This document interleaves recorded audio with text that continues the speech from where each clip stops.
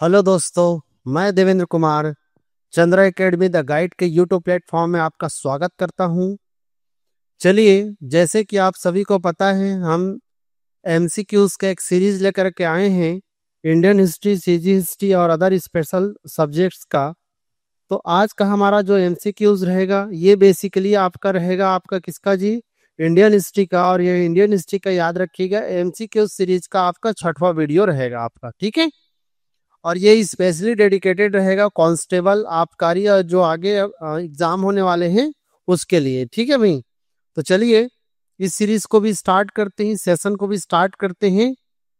Indian history का important MCQs part 6, ठीक है। चलिए देखिए,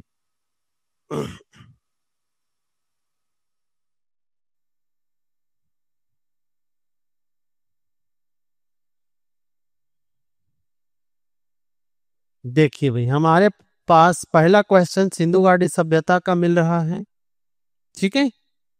इसको देखते हैं क्या बोल रहा है और इसके आधार पे इसके आंसर को फाइंड आउट करने का प्रयास करते हैं, ठीक है।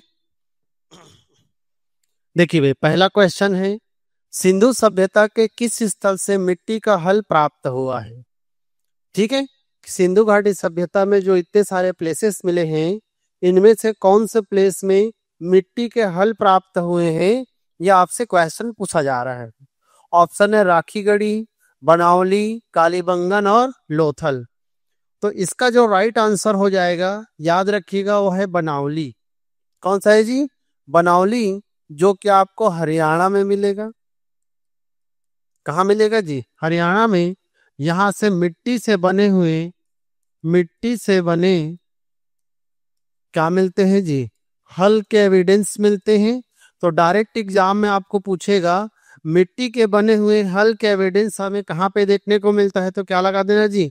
बनावली, जो कि कौन से स्टेट में मिला है? तो हरियाणा में देखने को मिलता है, ठीक है। चलिए वे सेकंड क्वेश्चन देखिए। सेकंड क्वेश्चन क्या है? वर्ण व्यवस्था का उल्लेख किस वेद से प्राप्त होता है? ठीक है, ये भी बहुत प्यारा क्वेश्चन है और CGPSC, Vyapam and other state level की एग्जाम में, नेशनल लेवल की एग्जाम में डायरेक्ट क्वेश्चन करता है कि वर्ण व्यवस्था की चर्चा सबसे पहले हमें कहाँ पे देखने को मिलती है। तो पहले तो यही समझ लीजिए कि वर्ण व्यवस्था क्या है। तो वर्ण व्यवस्था मतलब हमारे समाज को वैदिक काल के टाइम पीरियड में 4 वर्णों में देखने को मिलता है। कितने वर्ण जी? 4। कौन कौन से? ब्राह्मण, क्षत्रिय, वैश्य और शूद्र। और उसी की चर्चा सबसे पहले किस वेद में की गई है? ऑप्शन है देखिए, अथर्ववेद, सामवेद, ऋग्वेद और मनुस्मृति। तो याद रखिएगा, वर्ण व्यवस्था की सबसे पहले चर्चा हमें देखने को मिलता है ऋग्वेद में। किसे मिलता है जी? ऋग्वेद में मिलता है। और ऋग्वेद के कौन से मंडल में मिलता है अगर पूछे तो क्या लगाएंगे जी? ऋग्वेद के कौन से मंडल में मिलता है? तो याद रखना, 10वें मंडल में इसकी जानकारी मिलती है। कौन से मंडल में जी? 10वें मंडल में हमें वर्ण व्यवस्था की जानकारी मिलती है। वर्ण व्यवस्था। और कितने वर्ण की चर्चा मिलती है? तो 4। कौन कौन से? ब्राह्मण, क्षत्रिय, वैश्य और शूद्र।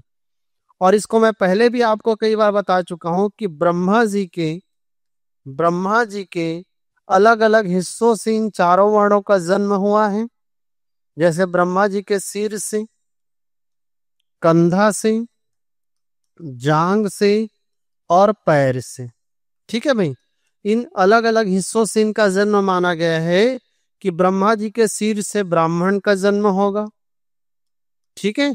कंधा से क्षत्रिय का जन्म होगा, जांग से वैश्य का जन्म होगा और पैर से किसका जन्म होगा? शूद्र का। तो इस तरह से भारतीय समाज को 4 वर्णों में आपका बांट दिया गया। किस वेद की बात कर रहे हैं जी? ऋग्वेद। और ऋग्वेद के कौन से मंडल की बात कर रहे हैं? तो 10वें मंडल की हम बात कर रहे हैं। क्लियर है? तो उससे जुड़े हुए एक्स्ट्रा पॉइंट को भी आप याद रखिए, यहां से भी क्वेश्चन में आपके देखने को मिलेगा। चलिए भाई, नेक्स्ट क्वेश्चन है, तीसरे नंबर का क्वेश्चन क्या है देखिए। गायत्री मंत्र का उल्लेख ऋग्वेद के किस मंडल में है? ठीक है, याद रखिएगा, ऋग्वेद के जितने मंडल हैं उनमें कुछ इंपॉर्टेंट मंडल से डायरेक्ट क्वेश्चन हमें देखने को मिलता है। जैसे कि इससे पूछा गया है गायत्री मंत्र की चर्चा ऋग्वेद के किस मंडल में की गई है। तो आप सबको पता होगा गायत्री मंत्र की चर्चा ऋग्वेद के कौन से मंडल में मिलता है जी? तीसरे मंडल में। किसे मिलता है? तीसरे मंडल में हमें गायत्री मंत्र की चर्चा देखने को मिलता है, जो कि सावित्री को समर्पित है। और सावित्री एक सूर्य का रूप माना गया है। किसका रूप माना गया है जी? सूर्य का रूप माना गया है। तो जब एग्जाम में आपको पूछे कि जो गायत्री मंत्र है वो किसको समर्पित है, तो सावित्री को लगा देना, जो कि किसका रूप है जी? सूर्य का रूप है। और इसकी चर्चा हमें कौन से मंडल में मिलता है जी? तीसरे मंडल में मिलता है। ठीक है। और याद रखना, इसके रचनाकार के रूप में किसकी चर्चा होती है? तो रचनाकार में विश्वामित्र का नाम आता है। किसका नाम आता है जी? विश्वामित्र का नाम देखने को मिलता है। तो गायत्री मंत्र के रचनाकार याद रखिएगा, विश्वामित्र को माना गया है। ठीक है। चलिए नेक्स्ट क्वेश्चन देखिए। चौथे नंबर का क्वेश्चन हमारे सामने देखिए भाई क्या बोल रहा है। देखिए भाई, एक साइड में हमें नदियां दी गई हैं, रिवर्स, और एक साइड में उसके वैदिक काल के टाइम पीरियड में नाम दिया गया है। ठीक है। और आपको उस टाइम की नदियां और प्रेजेंट टाइम में उनका जो नाम है उसको सही मैच करना है कि किस नदी को वैदिक काल में किस नाम से जाना जाता था। ठीक है। तो चलिए भाई देखते हैं इसका क्या आंसर होना चाहिए। एक नदी है कुंभा। कौन सी नदी है जी? कुंभा। तो कुंभा कहा जाता था किस नदी को? काबुल। कौन से आपका जी? काबुल को कहा जाता था। परुशड़ी की बात करें तो परुशड़ी नदी कहा जाता था किसको जी? रावी को। किसको कहा जाता था? रावी। ठीक है। विपाशा की बात करें तो विपाशा व्यास को कहा जाता था। शतुद्री की बात करें तो शतुद्री किसको कहा जाता था? सतलज को। तो ये इसका राइट आंसर होगा, याद रखिएगा। कुंभा, काबुल, परुशड़ी, रावी, विपाशा, व्यास, शतुद्री, सतलज। तो देखिए भाई कौन सा आपका सही होगा? एक का दो और एक का दो एक ही ऑप्शन में चालू हो रहा है। देखिए बी ऑप्शन। तो याद रखिए कि इसका राइट आंसर क्या हो जाएगा जी? बी ऑप्शन हो जाएगा। ये आपके बार बार पूछे जाते हैं, याद रखिएगा। इन्हीं एरिया को हम सप्त सिंधु प्रदेश कहते थे। सप्त सिंधु क्या बोला जाता था जी? प्रदेश कहा जाता था, मतलब 7 नदियों का क्षेत्र कहा जाता था, जहां पे आर्यों का हमें निवास देखने को मिलता है। सिंधु, सतलज, रावी, व्यास, झेलम, ठीक है, सरस्वती। तो ऐसे 7 नदियों के क्षेत्र को हम क्या बोलते थे जी? सप्त सिंधु प्रदेश कहते थे। और एक चिनाब भी याद रखिएगा। कौन सी नदी जी? चिनाब। तो ये आपके 7 नदियों का क्षेत्र है जहां पे आर्यों का निवास था। सिंधु को आप सभी लोग जानते होंगे, इंडस नाम से जाना गया है। सतलज को सतोद्री कहा गया है। ठीक है। रावी को परुशड़ी कहा गया है, परुशड़ी। व्यास को क्या बोलते थे जी? विपाशा। क्या बोला गया है जी? विपाशा। झेलम को वितस्ता कहा गया है। ये सब पुराने नाम एग्जाम में पूछता है ना। चिनाब को असिकनी कहा गया है, अस्किनी नदी के नाम से जाना गया है। जबकि सरस्वती को सरस्वती नदी के नाम से चर्चा मिलती है। तो इन 7 आपका सप्त सिंधु प्रदेश में आर्यों का हमें क्या देखने को मिलेगा? निवास देखने को मिलेगा। और ये इसका राइट आंसर क्या हो जाएगा जी? B option. ठीक है। चलिए भाई नेक्स्ट क्वेश्चन की ओर बढ़ते हैं हम लोग।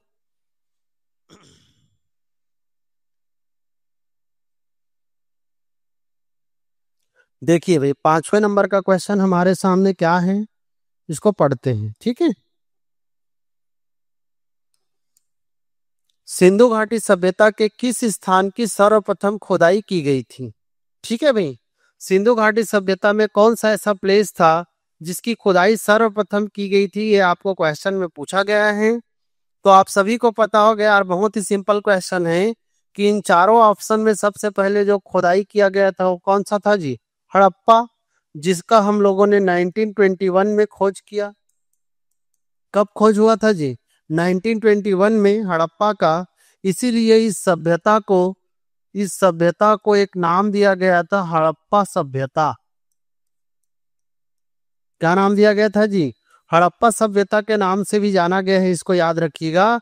और इसको खोजने में किसका हाथ है जी? दयाराम साहनी। क्या नाम आता है? दयाराम साहनी। और ये सर्वप्रथम खोजा गया जगह था, सर्वप्रथम खोजा गया जगह। ठीक है, जो आपको पाकिस्तान के एरिया में मिल जाएगा। कौन से एरिया में जी? पाकिस्तान के एरिया में। इसके बाद 1922 में आपका खोजा गया था किसको? मोहनजोदड़ो को। तो याद रखिएगा, सबसे पहले खोजा गया जगह पूछे तो क्या लगाना है जी? हड़प्पा आपको लगाना है। ठीक है, चलिए भाई नेक्स्ट क्वेश्चन की तरफ बढ़ते हैं हम लोग। 6 नंबर का देखिए क्वेश्चन क्या बोल रहा है। वैदिक लोगों ने सर्वप्रथम किस धातु का प्रयोग किया था? आपको पूछा जा रहा है कि सबसे पहले किस मेटल का यूज किया गया वैदिक लोगों के द्वारा। यह आपका क्वेश्चन बना हुआ है। ठीक है, चांदी का, सोने का, लोहा का कि तांबा का? तो जानते हैं यार, सबसे पहले जो धातु का प्रयोग आपका किया गया, धातु का जो प्रयोग किया गया वो कौन सा धातु था जी? तांबा। कौन सा था? तांबा धातु था। और इसका प्रयोग आपका वैदिक लोगों ने सर्वप्रथम किया था। ठीक है, तो याद रखेंगे भाई, इस क्वेश्चन का आंसर क्या होगा जी? तांबा।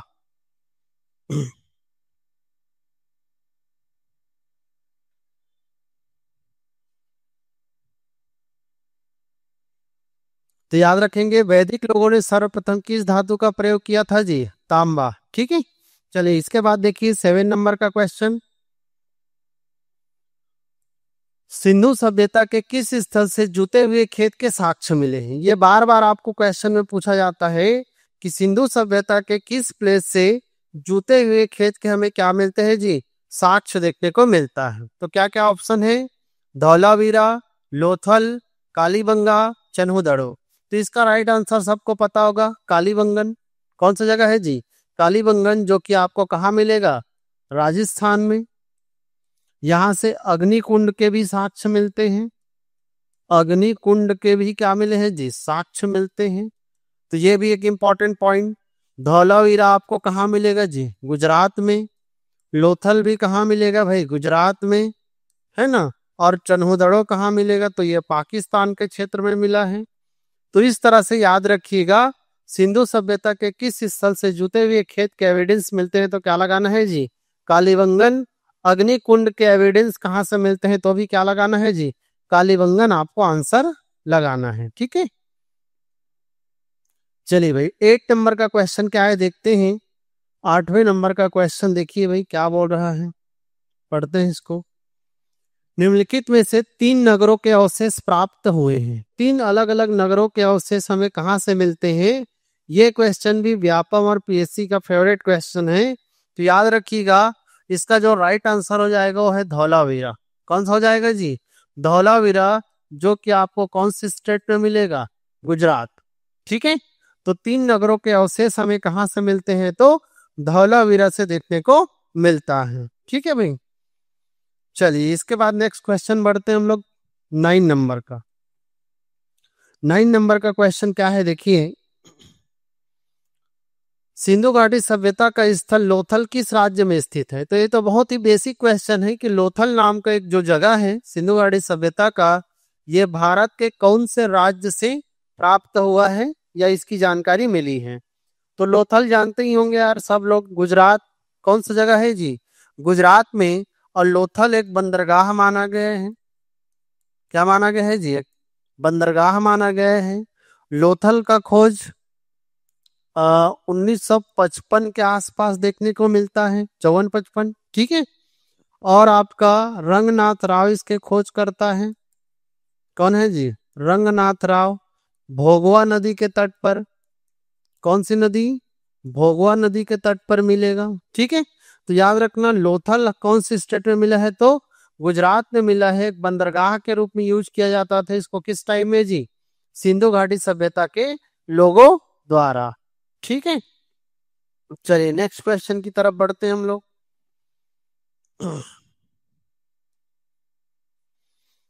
देखिए भाई 10वें नंबर का क्वेश्चन है।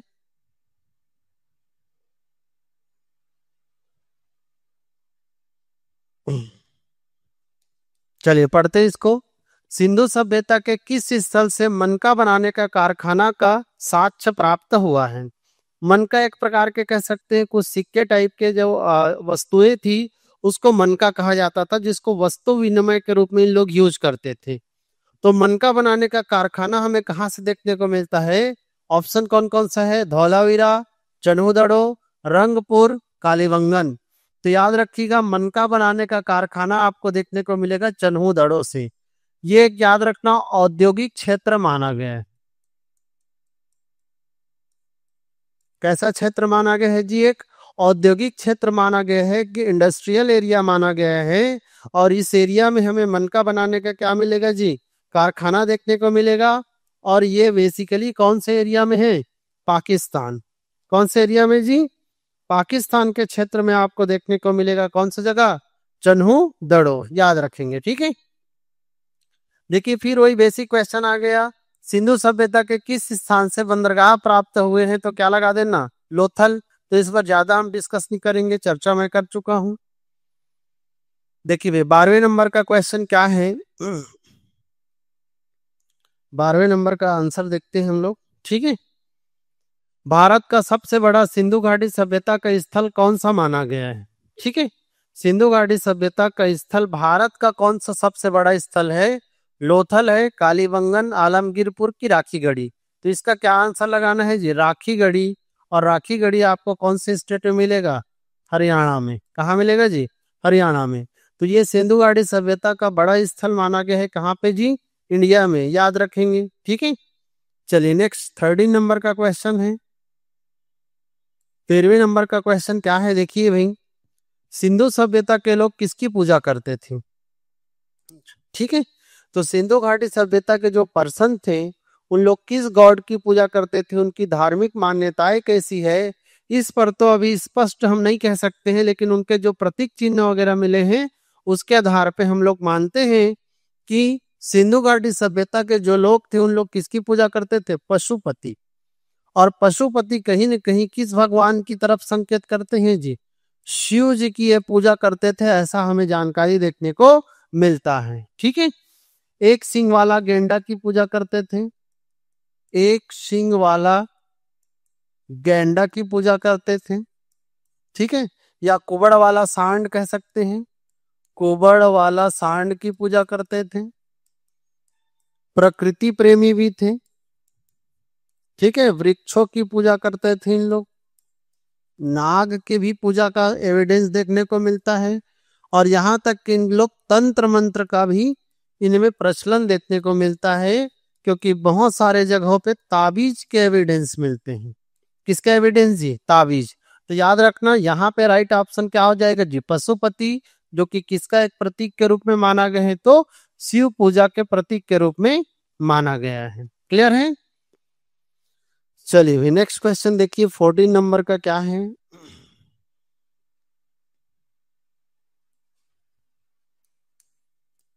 ऋग्वेद के अनुसार इंद्र का अन्य नाम क्या है? ठीक है। इस क्वेश्चन को तो मैं पहले भी करा चुका हूं कि इंद्र का अन्य नाम क्या मिलता है जी? तो इंद्र का अन्य नाम मिलता है पुरंदर। क्या मिलता है?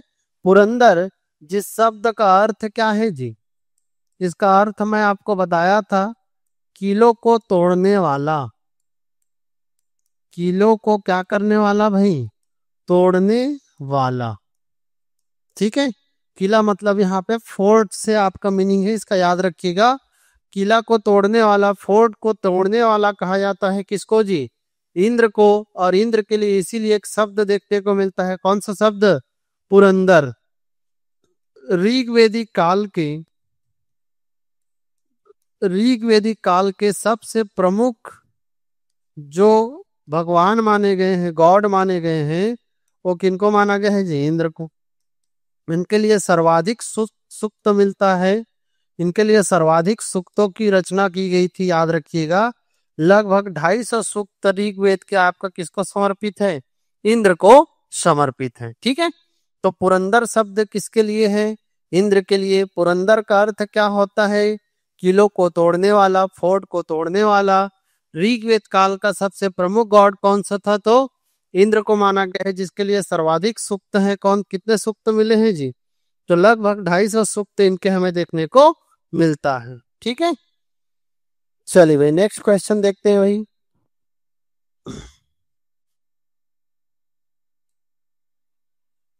देखिए 15वें नंबर का क्वेश्चन, ये भी आपका वैदिक काल से जुड़ा हुआ क्वेश्चन है हमारा। ठीक है,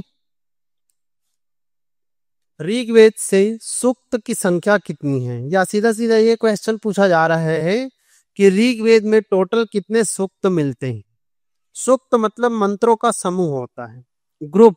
ठीक है, तो 1024, 1028, 1050 की 1125। तो इसका राइट आंसर आपको पता होगा, ऋग्वेद में टोटल सूक्तों की संख्या 1028। याद रखना, ऋग्वेद से जुड़े हुए जितने पॉइंट है यहाँ पे मैं लिख देता हूँ। ऋग्वेद में टोटल 10 मंडल हैं। कितने मंडल है जी? 10 मंडल हैं। 1028 क्या है जी?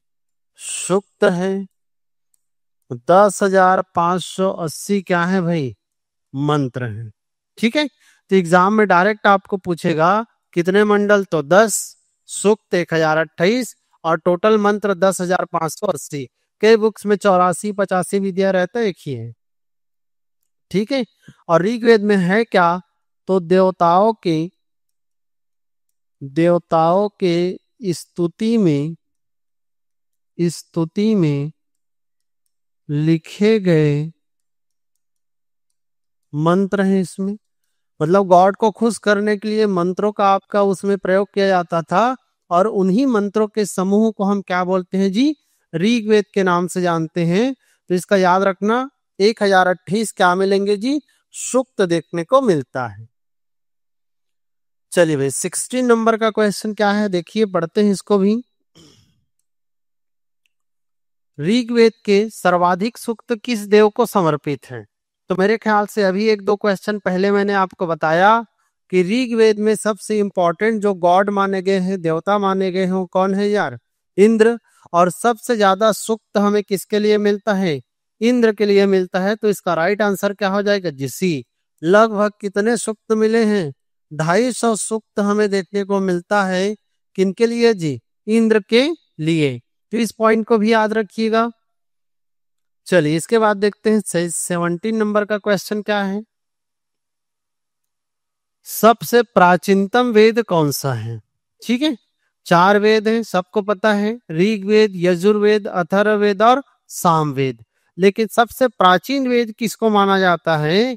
तो सबसे प्राचीन वेद हम मानते हैं किसको जी? ऋग्वेद को। किसको मानते हैं? ऋग्वेद। देखिए इसका क्लासिफिकेशन ऐसा करते हैं हम लोग। वैदिक काल, और वैदिक काल का जो टाइम पीरियड है लगभग 1500 बीसी से लेकर 600 बीसी माना गया है। टोटल टाइम पीरियड कब से कब माना गया है जी? 1500 ईसा पूर्व से 600 ईसा पूर्व का टाइम पीरियड। और इसमें एक को हम बोलते हैं ऋग्वैदिक काल। ऋग्वैदिक काल, ठीक है, जिसका टाइम पीरियड 1500 ईसा पूर्व से लगभग 1000 ईसा पूर्व मानते हैं। 1500 बीसी टू 1000 बीसी का टाइम पीरियड। और आगे को बोलते हैं हम लोग उत्तर वैदिक काल, लेटर वैदिक एज के नाम से जानते हैं, जो 1000 से लगभग 600 बीसी के टाइम पीरियड में देखने को मिलता है। ठीक है, चारों वेद में सबसे पहले जो वेद की रचना हुआ कौन सा वेद है जी? ऋग्वेद। इसीलिए इस टाइम पीरियड को हम क्या बोलते हैं? ऋग्वैदिक काल बोलते हैं। क्या बोलते हैं? ऋग्वैदिक काल। उत्तर वैदिक काल में अन्य 3 वेदों की रचना हुआ, सामवेद, यजुर्वेद और अथर्ववेद। ठीक है भाई, तो एग्जाम में ये बार बार पूछा जाता है सर्वाधिक प्राचीन वेद कौन है? तो ऋग्वेद, जिसका टाइम पीरियड 1500 से 1000 बीसी में आपका देखने को मिलेगा। और लेटर वैदिक एज का टाइम पीरियड 1000 बीसी से 600 बीसी है, जिसमें अन्य वेदों की रचना हमें देखने को मिलती है। ठीक है, चलिए भाई देखिए नेक्स्ट क्वेश्चन है, ये भी इसकी भी चर्चा हम कर चुके हैं। उत्तर वैदिक काल के सबसे लोकप्रिय देवता कौन थे? ठीक है, तो ये लेटर वैदिक एज की बात कर रहे हैं ना। अगर ऋग वैदिक एज की बात करता तो कौन था जी? इंद्र, जिसकी हम चर्चा कर चुके हैं। लेकिन लेटर वैदिक एज में सबसे लोकप्रिय देवता किसको माना गया है? तो याद रखना, प्रजापति को मानते हैं। किसको मानते हैं जी? प्रजापति, जो कि सृजन का देवता माना गया है। सृजन का देवता, और सृजन का देवता हम लोग किसको बोलते हैं जी? ब्रह्मा जी को। तो कहीं ना कहीं ब्रह्मा जी को ही क्या कहा गया है? प्रजापति कहा गया है, जो कि उत्तर वैदिक काल का सबसे क्या है जी? लोकप्रिय देवता है। ठीक है, तो दोनों टाइम पीरियड के लोकप्रिय गॉड को याद रखिएगा, देवता को याद रखना है। ऋग वैदिक काल का अगर पूछे तो क्या लगाना है जी? इंद्र। उत्तर वैदिक काल का पूछे तो क्या लगाना है आपको? प्रजापति, ब्रह्मा। ठीक है, चलिए नेक्स्ट 19 नंबर का क्वेश्चन। 19वें नंबर का क्वेश्चन क्या है देखिए, पढ़ते हैं भाई इसको भी।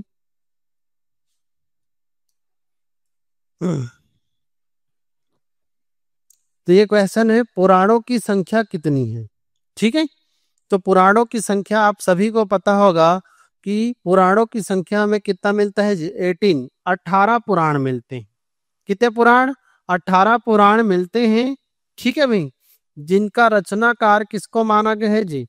उग्र श्रवा, उग्र श्रवा। ठीक है, या इसको अथर्वा, अथर्व ऋषि भी कहते हैं, अथर्व ऋषि। तो इनके द्वारा किया गया ऐसे मानते हैं। टोटल पुराणों की संख्या कितना है जी? 18। ठीक है, चलिए भाई नेक्स्ट क्वेश्चन की ओर बढ़ते हैं। देखिए नेक्स्ट क्वेश्चन क्या है हमारा।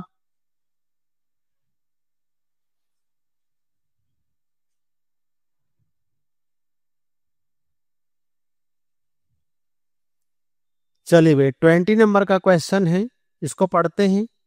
ठीक है, वैदिक काल में किसे अघन्या कहा गया है? एक शब्द यूज किया गया है अघन्या, और अघन्या शब्द किस चीज के लिए यूज किया गया है आपको पूछा गया है? बैल के लिए, भेड़ के लिए, गाय के लिए कि हाथी के लिए? तो वैदिक काल में अघन्या शब्द हमें किसका मिलता है जी? गाय के लिए। किसके लिए? गाय। और अघन्या शब्द का अर्थ क्या होता है जी? ना मारे जाने योग्य पशु। ठीक है, ऐसा पशु जिसकी हत्या नहीं की जा सकती, जिसको मारा नहीं जा सकता, ऐसा पशु किसको माना गया है जी? गाय को। और उसके लिए जो शब्द है वो कौन सा शब्द है? अघन्या। याद रखना, पवित्र पशु है ये। कैसा पशु है जी? पवित्र है, बहुत ही आपके इंपॉर्टेंट है कह सकते हैं। और अगर कोई व्यक्ति इस टाइम पीरियड में गाय की हत्या कर दे, किसकी हत्या कर दे जी? गाय की, तो उसके लिए मृत्यु दंड तक की सजा का चर्चा देखने को मिलता है। ठीक है, तो याद रखना, किस टाइम पीरियड में गाय की हत्या पर मृत्यु दंड की चर्चा मिलती है? तो क्या लगा देना? वैदिक काल। आज के डेट में आप सभी देख रहे हैं गाय कोई अपने घर में रखना नहीं चाहती। क्यों? क्योंकि गोबर नहीं छूना है, स्मेल अच्छा नहीं आता उससे, बोलते हैं। लेकिन ग्रामीण परिवेश में देखेंगे तो प्रत्येक घर में आज भी आपको क्या मिलेगा जी? गाय देखने को मिलेगा। शहरों में गाय आपको रोड में देखने को मिलेगा। तो वही है, हम पढ़ते हैं लेकिन उसको फॉलो नहीं करते। तो याद रखना, गाय के लिए कौन सा शब्द है जी? अघन्या। अघन्या का अर्थ है ना मारे जाने योग्य पशु। ठीक है, चलिए 21 नंबर का क्वेश्चन देखते हैं क्या है। निम्नलिखित में से कौन मगध की राजधानी नहीं रहा? ठीक है, मगध जानते ही हैं, जितने भी महाजनपद थे 16 महाजनपद, उनमें सबसे ज्यादा डेवलपमेंट किसी महाजनपद का हुआ था, तो वो कौन सा था जी? मगध। और मगध की इनमें से कौन कैपिटल नहीं रही है? ये आपको क्वेश्चन पूछा गया है। तो मगध की कैपिटल सबको पता होगा, पाटलिपुत्र रही है। क्या रही है जी? पाटलिपुत्र। वैशाली भी रही है, राजगृह भी रही है, लेकिन कौशाम्बी कभी भी पाटलिपुत्र की कैपिटल नहीं थी, मगध की कैपिटल नहीं थी। ठीक है, तो याद रखना, कौशाम्बी किसकी कैपिटल कभी नहीं थी जी? मगध की। कौन कौन रह चुकी है? तो पाटलिपुत्र है, वैशाली है, और कौन है जी? राजगृह। चलिए नेक्स्ट क्वेश्चन देखिए 22वें नंबर का।